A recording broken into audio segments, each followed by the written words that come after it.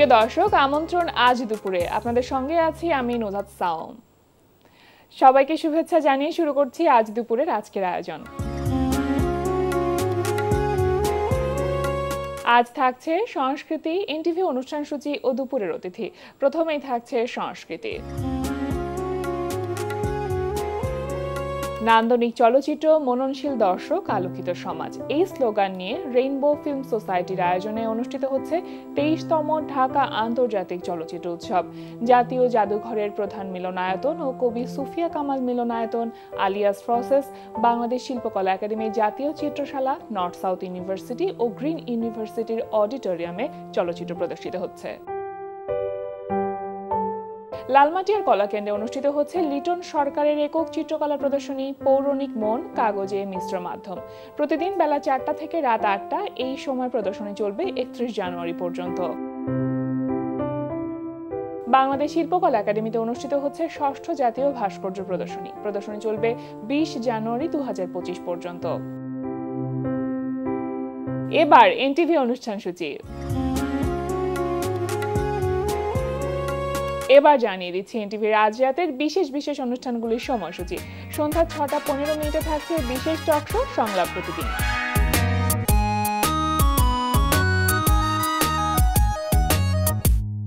সন্ধ্যা 6টা 45 থাকছে কাজী মোহাম্মদ মোস্তফার প্রযোজনায় অনুষ্ঠান বিজ্ঞানে আনন্দ।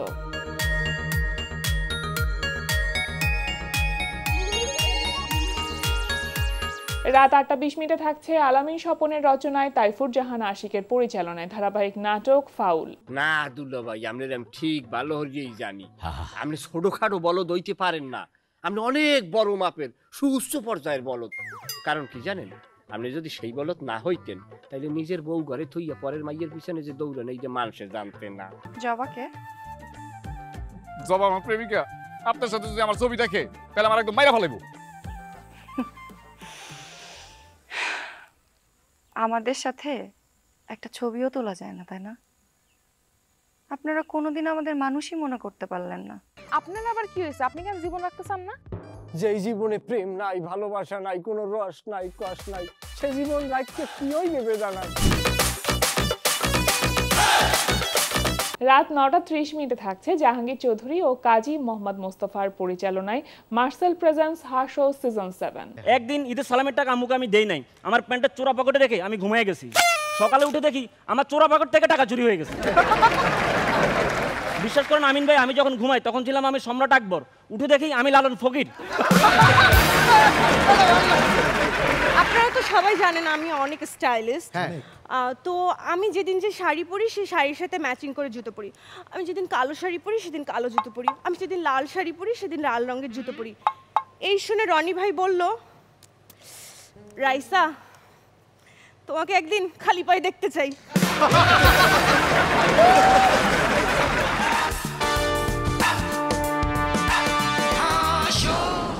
রাত 11টা 30 সরাসরি সম্প্রচার হবে সঙ্গীতানুষ্ঠান মিউজিক নাইট। এই ছিল এনটিভির আজ রাতের বিশেষ বিশেষ অনুষ্ঠানগুলির সময়সূচি।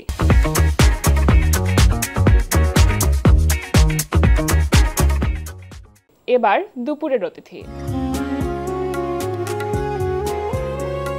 প্রিয় দর্শক, আমাদের আজ দুপুরের অতিথি কবি, ঔপন্যাসিক, প্রাবন্ধিক ও অনুবাদক মজিদ মাহমুদ। শুভ দুপুর ভাইয়া। শুভ দুপুর। কেমন আছেন? হ্যাঁ, ভালো আছি। আপনি ভালো? জি, ভীষণ ভালো আছি।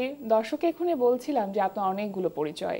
একাধারে আপনি কবি, আবার কথা সাহিত্য নিয়েও কাজ করেছেন, অনুবাদক হিসেবে কাজ করেছেন, আবার প্রবন্ধ বা গবেষণা গ্রন্থ এগুলো তো আছেই।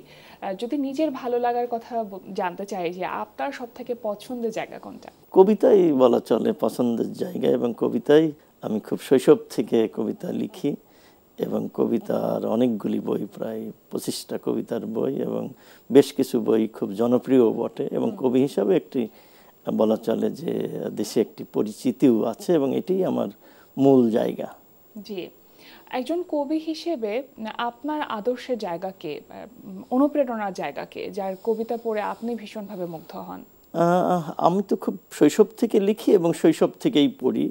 বাংলা সাহিত্য বলা চলে, বাংলা কবিতা সবটাই আমার একটি ভালো লাগার বিষয়। এমনকি যদি বলি মাইকেল থেকে শুরু করে রবীন্দ্রনাথ, নজরুল রবীন্দ্রনাথকে নিয়ে আমার গবেষণা কর্ম আছে, এবং মাইকেল মধুসূদন দত্তের উপরেও আমার বই আছে।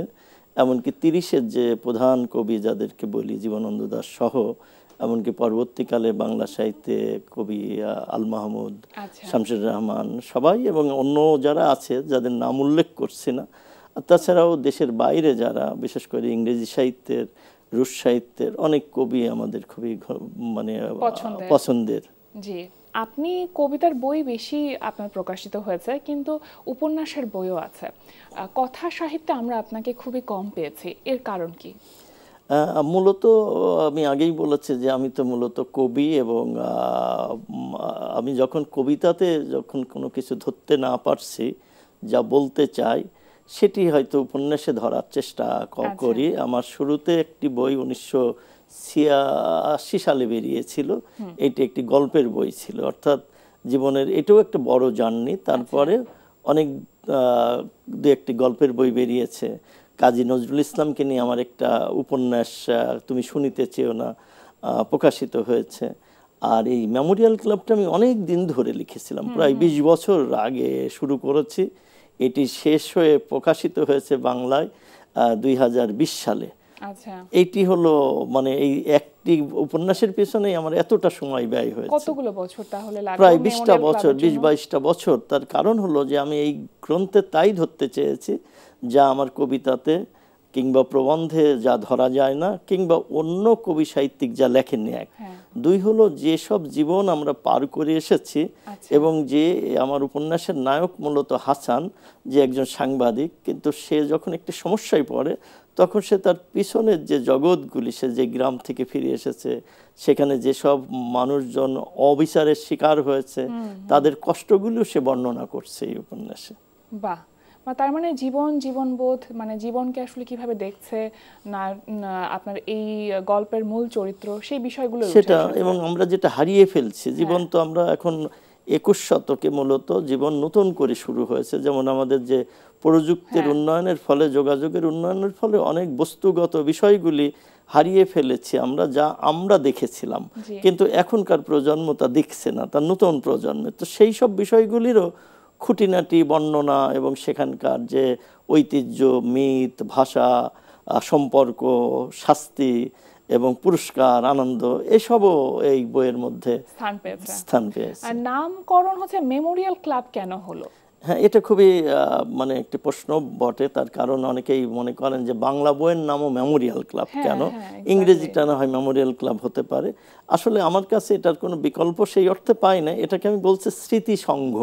স্মৃতি সংঘ হচ্ছে মেমোরিয়াল ক্লাব হলো যেমন আমাদের এটা কালেকটিভ মানে মেমোরি, মানে স্মৃতি সমগ্র বলা যেতে পারে। স্মৃতি সংঘ আমি বলছি যে আমাদের যে কালেকটিভ একটা মেমোরি আছে, কালেকটিভ মেমোরি হলো আমরা জাতিগতভাবে যে মেমোরি আমরা বহন করি, যে মেমোরি আমাদের এই আমাদের যে অনেক পিছন থেকে যে আমাদের যাত্রা হয়েছে এই বাংলা জনপদে, এখানকার লড়াই আছে, সংগ্রাম আছে, সেই সংগ্রামের মধ্যে দিয়ে আমাদের যে মানসিক যে গভীর স্তরে যে চেতনাগুলি বাস করে এবং যেটা থেকে আমরা বেরিয়ে আসতে পারি না, সেই চেতনা আমার উপন্যাসের নায়কের নিজস্ব চেতনার সঙ্গে তা যুক্ত হচ্ছে, যার ফলে একক চেতনা নয়, এটা হলো একটা সামগ্রিক চেতনা। যার ফলে আমি ভেবেছিলাম যে এইটি যেহেতু মেমোরিয়াল ক্লাব বাংলা এবং ইংরেজিও হলো, তো একটা নামেই অন্যরা পাঠ করলে একটা পূর্ণাঙ্গতা পাবে। আচ্ছা, আপনি যখন বাংলায় বইটি লিখেছিলেন মেমোরিয়াল ক্লাব, তখন এইটা আবার ইংরেজিতে যে অনুবাদ করবেন, এটা কি তখন থেকেই পরিকল্পনা ছিল?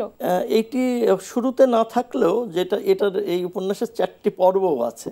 একটি পর্বের নাম ইয়াসিন মেমোরিয়াল ক্লাব, একটার নাম বেথলেহেমের পথে পথে, একটার নাম নাজারাতের পথে, আরেকটা হলো মানে শঙ্খ নীল আমরা যেটা বলছি। তার কারণ হলো এই 4টা পর্ব আবার বিভিন্ন সময় ঈদ সংখ্যায় ছাপা হয়েছে। যখন এই 2টা পর্ব ছাপা হলো, যেমন ইয়াসিন মেমোরিয়াল ক্লাব এবং বেথলেহেমের পথে পথে, তখন অনেক পরিচিত কবি, সাহিত্যিক এবং যারা সমালোচক মানে পাঠক, তারা বলতে শুরু করলো যে এই উপন্যাস অবশ্যই অনুবাদ হওয়া উচিত। তার কারণ এই উপন্যাসে যা আছে তা যদি আমাদের বাইরের পাঠকরাও জানতে পারে, তাহলে আমাদের সাহিত্য, আমাদের বাংলাদেশ সম্বন্ধে তাদের একটি ধারণা তৈরি হবে। এমনকি আমি অনেকের নামও বলতে পারি জি। যে তারা লিখেছেন, যেমন আমাদের কেজি মুস্তফা নামে একজন কবি ছিলেন, খুব বিখ্যাত, মারা গিয়েছেন সম্প্রতি। তিনি তার একটা লেখায় লিখেছেন যে এই উপন্যাসটা যদি ছাপা হয় তাহলে তার বিশ্বাস যে এটা একটা বড় পুরস্কার পেতে পারে। এটা খুব মজার। এগুলো কিন্তু অনুপ্রেরণা। হ্যাঁ, অনুপ্রেরণা। তার ফলে আমার মনে হলো যখন এটা প্রকাশ হওয়ার ফলে 2020 সালে এটার একটা অনুবাদ প্রক্রিয়া শুরু হলো। আচ্ছা। এবং এটা খুবই একটা লম্বা একটা মানে কি বলে যাত্রা। কারণ যে বিদেশ থেকে বই বের হওয়া, বাংলা এটা অনুবাদ করার পরে আবার একটা ভালো পাণ্ডুলিপি তৈরি করা, এমনকি এটা অনুবাদ করার পরে আমরা অনেক জায়গায় আমি এটা পাঠিয়েছিলাম। জি, জি। তারা অনুবাদের পরে আমরা এটা একটা পাণ্ডুলিপি তৈরি করলাম, মানে যেটাকে বলে যে পূর্ণাঙ্গ রূপে ফাইনাল তারপরে সেটা বইয়ে প্রকাশিত হলো। করে এটার আবার পাবলিশার খোঁজার জন্য বিভিন্ন আপনার এজেন্ট এবং পাবলিশারের কাছে এর অংশবিশেষ যেটা সামারি পাঠানোর পরে এই একটা পাবলিশার পাঠানোর 8 মাস পরে প্রথম তারা বলল যে আমরা পূর্ণাঙ্গ পাণ্ডুলিপি চাই। তারা পূর্ণাঙ্গ পাণ্ডুলিপি চাওয়ার পরে তারা আরও 4 মাস পরে লিখলো যে যদি এই উপন্যাসটি অন্য কোথাও আমরা না দিয়ে থাকি বা কন্ট্যাক্ট না করি তাহলে তারা কিছু কন্ডিশনে এটা কন্ট্যাক্ট করতে চায়। আচ্ছা। তখন এটা 2022 সালের এপ্রিল মাসে। তো আমার জন্য তো এটা খুবই আনন্দের ছিল এবং তাদের আমি বললাম যে না, আমরা এখন এটা কোনো কন্ট্যাক্টে পৌঁছায় নাই, তোমরা চাইলে আমরা এটা কন্ট্যাক্ট করতে পারি। তো 2022 সালে কন্ট্যাক্টের পরে এই সম্প্রতি গত মানে আপনার 12 তারিখে এটি আনুষ্ঠানিকভাবে আমেরিকায় উদ্বোধন হলো। বাহ, চমৎকার। একজন লেখক হিসেবে আপনার নিশ্চয়ই এটা অনেক বড় একটি প্রাপ্তি বা ভালো লাগার জায়গা, আনন্দের জায়গা।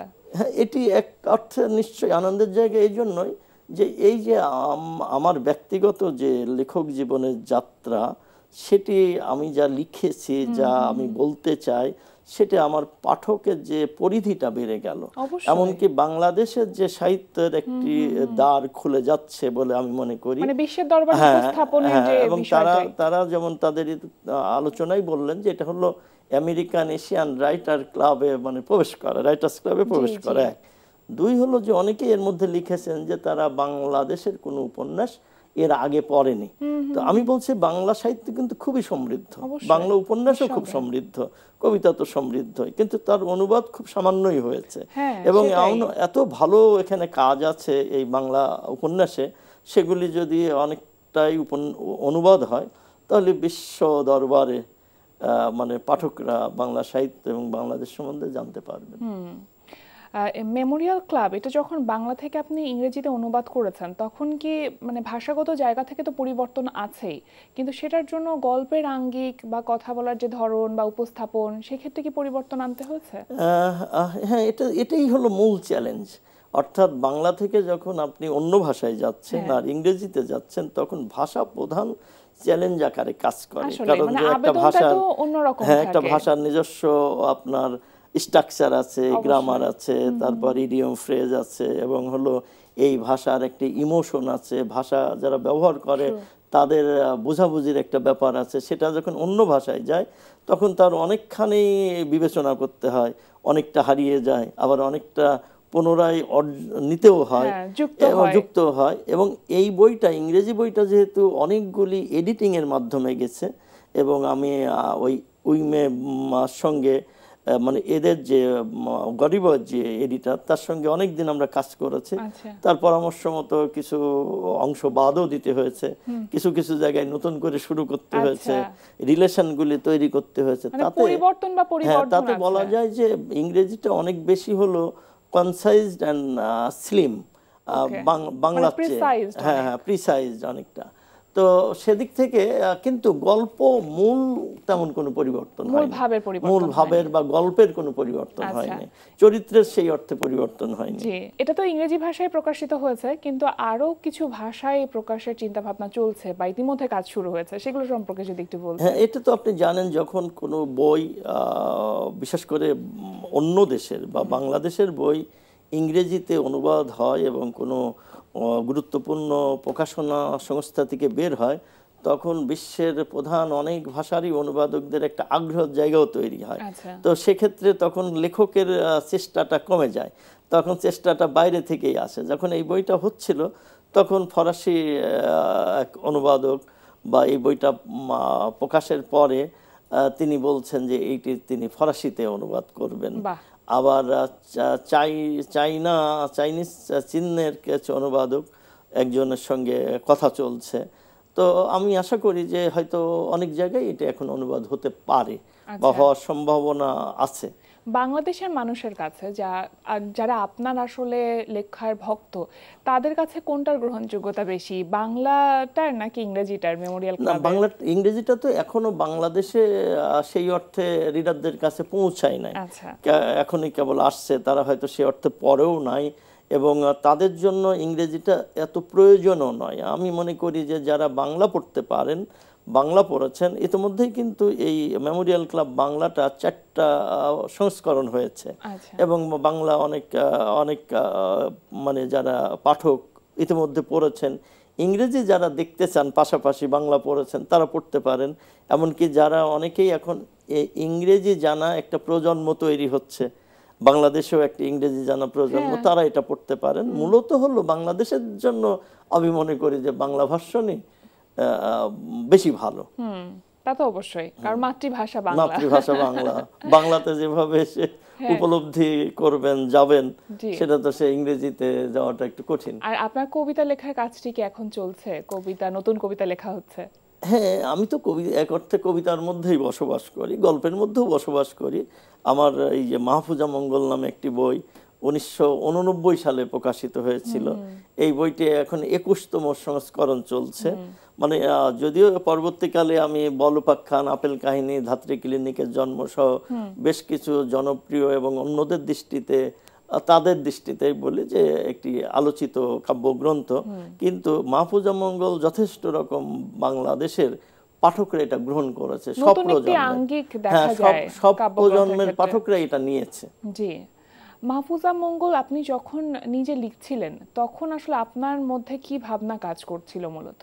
হ্যাঁ, এই একটি মাত্র কাব্যগ্রন্থ লেখার সময় আমি বেশ অনেকটা উন্মাদগ্রস্ত ছিলাম বলা চলে। খুবই মানে এই কাব্য যখন আমি প্রথম লিখি তখন তো প্রায় মাসাধিক কাল আমি মানে শুধু এই কাব্য এবং ভাবছি যে একটা নতুন এমন কিছু একটা তৈরি হচ্ছে, এমন কিছু চিন্তা বা এমন কিছু ইমেজ, এমন কিছু মানে মিথ আমার এই কাব্যে আসছে যেটা অনেক চ্যালেঞ্জও ছুড়ে দেবে, বাংলা কবিতার মধ্যেও এটা দেবে। তার কারণ হলো যে এটার অনেকগুলি মানে আমরা পার্সপেক্টিভস নিয়েও কাজ করেছি। যেমন হলো এটার নাম মাহফুজা মঙ্গল, এটি ছাড়া আর কোনো বিষয় মানে আলাদা কিছু করা যাচ্ছিল না। তার কারণ হলো এইটি আপনি জানেন যে ব্রিটিশ আসার পরে, উপনিবেশ আসার পরে আমাদের যে একটি সাহিত্যের যে আমরা যেটাকে তথাকথিত আধুনিক বলি বা মধ্যযুগ বলি, সেখানে একটা কাট অফ হয়ে যায়। সেটাকে আমি একটা যুক্ত করার চেষ্টা করেছিলাম যে মঙ্গল কাব্য, রোমান্টিক প্রণয় উপাখ্যান, বাঙালি মুসলমান যেটা আমরা বলি, তাদের আসলে নিজস্ব ঘরানা তৈরি করা। ঘরানা মানে হলো যে এই যে যাত্রা ছিল বাঙালি মুসলমানরা ছিল এবং বাঙালিও এখানে তাকে অ্যাসিমিলেট হতে হয়েছে, যেটাকে বলে মিথস্কৃত হতে হয়েছে। কিন্তু তাদের ভাষা, তাদের জীবন, তাদের অনেকটা আমরা পরস্পর মিশে নেই, মানে আমরা জল এবং পানির মতো হয়ে আছি, জল এবং পানির মতো, অর্থাৎ একই জিনিস আমরা পান করছি কিন্তু দুটা নামে। এখানে আমি একটি জায়গায় একটা মিথস্ক্রিয়া করতে চেয়েছি। একই জায়গায় এখানে ইসলামী প্রচুর মিথ ব্যবহার হয়েছে, আবার হিন্দু পুরাণ ব্যবহার হয়েছে, আন্তর্জাতিকতা ব্যবহার হয়েছে। এই একটি কাব্য নানা রকম মাহফুজা একটা মেটাফোর হিসাবে এসেছে, যেখানে এটা দেশ, মা, প্রেমিকা বা নানা আপনার সঙ্গে আত্মকথনের জায়গাগুলো এই মাহফুজা মঙ্গলের দ্বারা তৈরি হয়েছে, একদম আষ্টে পৃষ্ঠে মিশে থাকবার মতো। এবং আন্তর্জাতিক ভাবেও এর গ্রহণযোগ্যতা রয়েছে। এটা ইতিমধ্যে ইংরেজি হয়েছে, অন্য ভাষায় অনুবাদ হয়েছে, এমনকি এটা ইংরেজিতেও এখন পাওয়া যায়, কিন্তু এটা আন্তর্জাতিক কোনো প্রকাশনী সংস্থা করেনি, যার জন্য আপনি হয়তো এটা আমাজনে পাবেন, কিন্তু এটার কোনো বাইরে এখনো আমরা বড় কোনো এই বইটা প্রচারে আনা সম্ভব হয়নি। কিন্তু অনেক পাঠক মনে করেন এটা অনুদিত হলে তারা ওই মেমোরিয়াল ক্লাবের মতো এই বাংলাদেশ, বাংলার যে সংস্কৃতি বা বাংলার যে আমাদের একটি মিলেমিশে থাকার যে অসাম্প্রদায়িক সংস্কৃতি এবং আমরা যে একটি আমাদের যে নিজস্ব একটি চেতনা আছে, সেটাও এখান থেকে তারা জানতে পারবেন কবিতার আনন্দের পাশাপাশি। জি, ইন্টারন্যাশনাল লাইব্রেরিতে আপনার বই আছে, সেটা হ্যাঁ, সম্পর্কে সেই যদি বলেন। আন্তর্জাতিক লাইব্রেরিতে বই থাকার পেছনে কারণ হলো এটাই হলো লাইব্রেরি অফ কংগ্রেস। আমার 8টা বই বিভিন্ন সময় লাইব্রেরি অফ কংগ্রেস, যেটি আমেরিকার সবচেয়ে বা পৃথিবীর সবচেয়ে বড় লাইব্রেরি, তারা বিভিন্ন পরিমাণ কপি সংগ্রহ করে তারা বিভিন্ন লাইব্রেরিতে এবং বিশ্ববিদ্যালয়ে পাঠান। এইভাবে আমার এই 27টি মানে বিভিন্ন লাইব্রেরিতে আমরা এরকম চেক করলেও এটা পাই। এখন তো গুগলের বা আন্তর্জাতিক সময় আপনি যদি মেমোরিয়াল ক্লাব কিংবা মজিদ মাহমুদ কিংবা অন্য কোনো কবিকেই আপনি জানতে চান, তাহলে গুগলের কাছে গেলে গুগল খুবই অনেক সহজ হয়ে যায়। তথ্য দেবে আপনাকে। জি,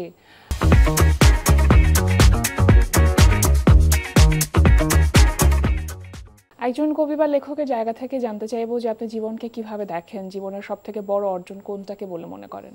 জীবন তো আমাদের কাছে একবারই আসে, এবং আমাদের একটি সবচেয়ে আশ্চর্য আমরা একটা মনে রাখি, ধরেন এটা হলো মহাভারতেই আছে, যেরকম যে পার্থকে মানে বলছে যে এর চেয়ে আশ্চর্য আর কি হতে পারে, প্রত্যহ প্রাণীগণের মৃত্যু হচ্ছে অথচ জীবিতরা সবসময় বাঁচতে চায়। এই যে জীবিতরা যে বাঁচতে চায়, সবাই মরে যাচ্ছে, আমাদের আশেপাশে কেউ থাকছে না।